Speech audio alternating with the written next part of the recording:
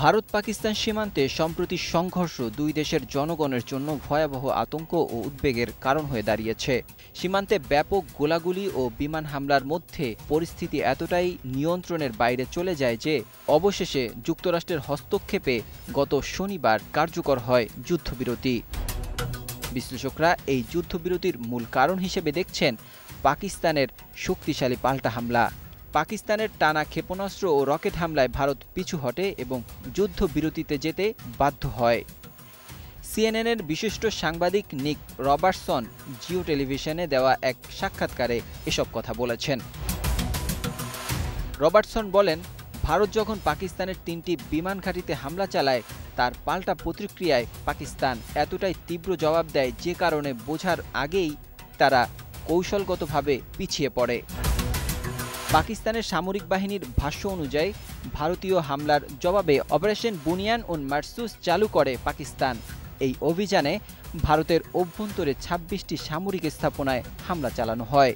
লক্ষ্যবস্তু ছিল ব্রহ্মোস ক্ষেপণাস্ত্রের গুদাম, উদমপুর, পাঠানকোট ও আদমপুর বিমান ঘাঁটি।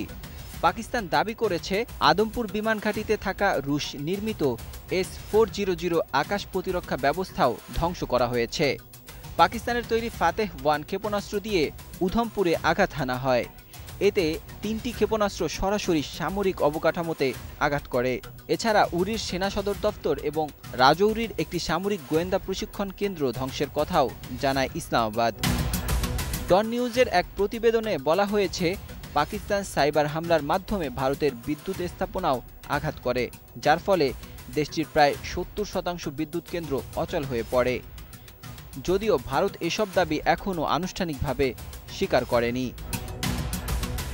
এই পরিস্থিতিতে আন্তর্জাতিক মহলে উদ্বেগ ছড়িয়ে পড়ে। প্রেসিডেন্ট ডোনাল্ড ট্রাম্প নিজে মধ্যস্থতায় এগিয়ে আসেন এবং ভারতের অনুরোধে যুক্তরাষ্ট্র, সৌদি আরব ও তুরস্ক মিলে শান্তি প্রক্রিয়ায় সহায়তা করে। সিএনএনের তথ্য মতে পাকিস্তান প্রথমে যুদ্ধবিরতির প্রস্তাব দিয়েছিল, কিন্তু ভারতের আগ্রাসনের জবাবে তারা সামরিক পদক্ষেপে বাধ্য হয়। এরপরে ভারতের পক্ষ থেকে দ্রুত শান্তি প্রস্তাব ও মধ্যস্থতার আহ্বান জানানো হয়।